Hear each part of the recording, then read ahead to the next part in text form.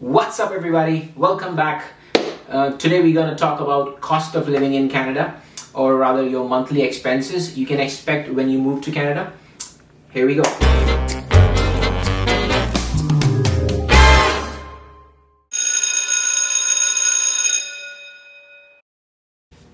So starting off with the list, your rentals, you can expect close to $1,100 to start off for a one-bedroom basement room condo.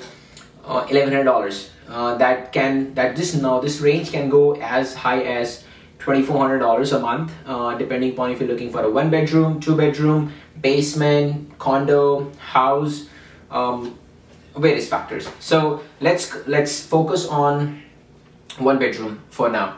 So $1,100 is what your basement would cost you. If you're looking for an apartment, it can start from $1,400. If you're looking for a house, one bedroom, same price, $1,400, $1,500.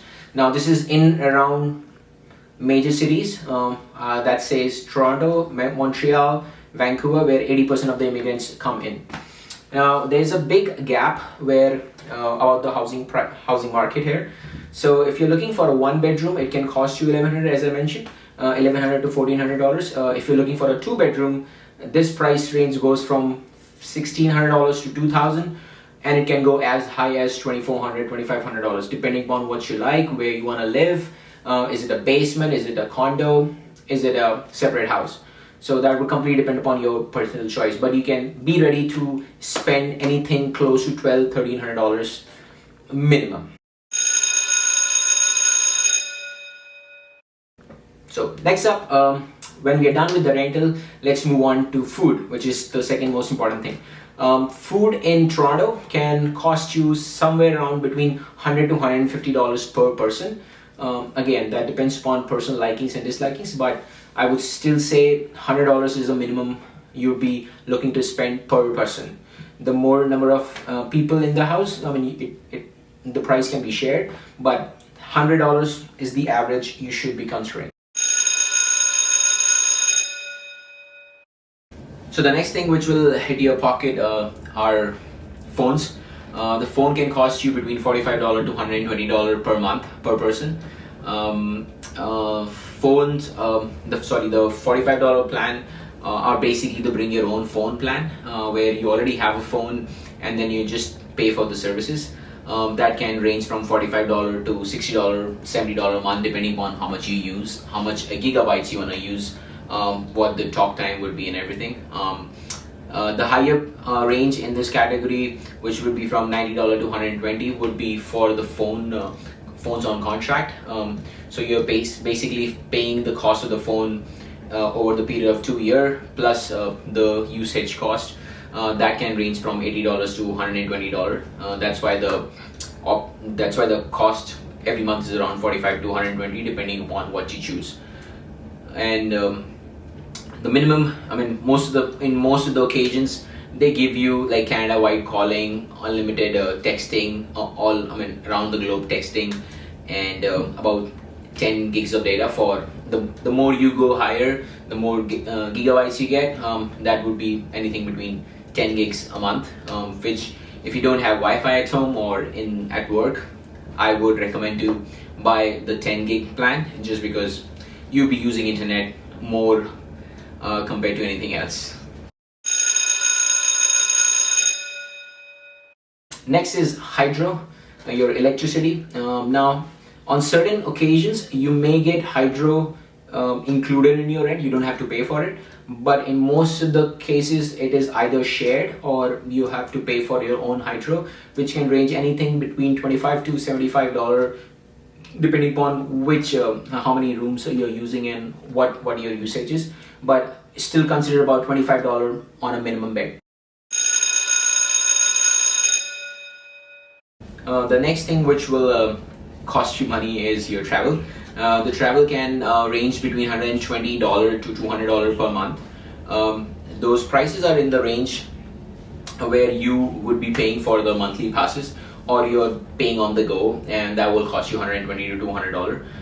Now the price is for public transport, and that doesn't include Uber or Lyft in certain cities. Uber and Lyft are still only available in certain cities, and they're not everywhere in Canada. But for places where they are, they'll be a little bit expensive compared to the buses, trains, sky trains, metros, and everything else in the means of transportation. Now, if you're going with the car, that's a completely different section. We'll talk about that in the next part of the video. Now, the next expense, which is very important these days, is your internet. The internet which you'll be using at home, the Wi-Fi. The Wi-Fi can cost you around $30 a month to $60-$70 a month. $30 gives you lesser data, whereas $60-$70 gives you unlimited data packages. It's a high-speed internet, which I would recommend personally. I would recommend to get to spend $60 on Wi-Fi at home, just because you'll be using more. You'll be using that more rather than spending more money on the phone internet.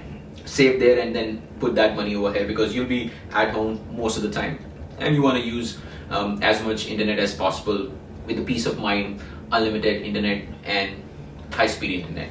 So that range is between $30 to $60-$70 a month. Now, the next expense on the list, limited to people who would be opting for this expense, is car. If you choose to buy a car in Canada, the starting range, it's subjected to what you want, what you like, different range models. But going by 60% category, covering 60% of the category, your car can range between $400 to $600 per car. So if you're going with that option, this is what you're looking at: 400 to 600. You can do you can explore more options online, see what you want. You can get a bifurcated price range, bi-weekly price range, or a monthly price range, and then you can add up to your expenses accordingly.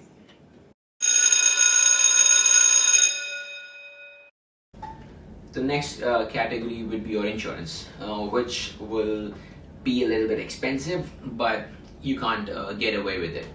So insurance, there are two kinds of insurance which you'll be paying in Canada. One is your rental insurance. So anywhere you'll be going to rent the house, the owner of the house will ask for a rental insurance, which can range from $25 to $60 a month. That just covers any kind of damages towards the house, and that the owner is protected and his property is protected. So you'll be paying about $25 to $60 rent every month. Rental insurance every month. The other kind of insurance would be your driving insurance, your auto insurance. So if you buy a car in Canada, or if you wish to drive, you'd be paying about $250 to $450 every month. Insurance is expensive in North America, and Canada is it's on the same list. We pay a lot of insurance, and it depends upon how many years of experience do you have, how many safe driving experience do you have. But a minimum would still be $250 every month to $450 every month. And the more safer you drive in the coming years, you get a discount every year, but to start off, it is expensive. A quick recap of all the expenses. We started off with rent, which was in the range of $1,100 to $2,400. Food, which is $100 to $150 per person. Car, which is $400 to $600 each car. The hydro, which is $25 to $75 per household, depending on if it's included in the rent or not. Phone, which is $45 to $120 per person. Your internet, again, included in the rent or not included in the rent, but can range between $30 to $60. And last but not the least, your insurance, or the auto insurance, which is from $250 to $450 your auto insurance, and the rental insurance, included, not included, $25 to $60 every month. if you do the math, comes out to be $2,100 to $4,000 a month, and that's for all major cities in Canada. If we go to any other city, major cities, would be the top three, which is Toronto, Vancouver, and Montreal, where 80% immigrants come in. If you're going any other city, you will be able to save $200-300 on rental, but for the rest of the expenses, they're pretty much common, like standard all across Canada. But yes, you will be able to save for $200-300 on rental, or depending upon which city are you going in. But in case you choose the top three cities, you're looking at $2,100 to $4,000 every month. That's about it.